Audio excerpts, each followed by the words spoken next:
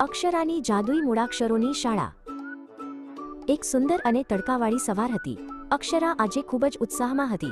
તેણે વિચાર્યું કે આજે તે તેના રૂમમાં એક નાની શાળા ખોલશે અને તેના મિત્રોને ભણાવશે.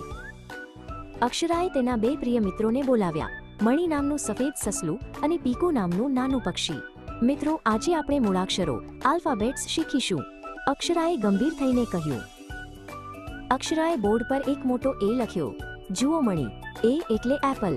તેણે લાલ ચટક સફરજન બતાવ્યું. મણી તેની મોટી આંખોથી અક્ષરને જોઈ રહ્યો હતો. હવે પીકુનો વારો હતો.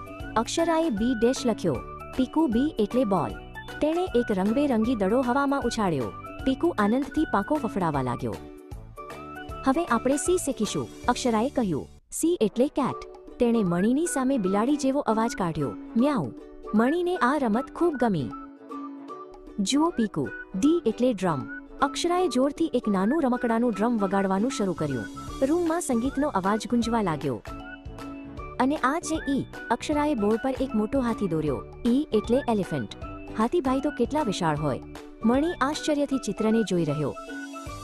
ભણવાની સાથે ગમ્મત પણ શરૂ થઈ. અક્ષરા અને પીકુ આખા રૂમમાં ગોળ ગોળ નાચવા લાગ્યા. એ બી સી ડી ઈ. ભણવાની કેવી મજા પડી. તેઓ સાથે મળીને ગાવા લાગ્યા.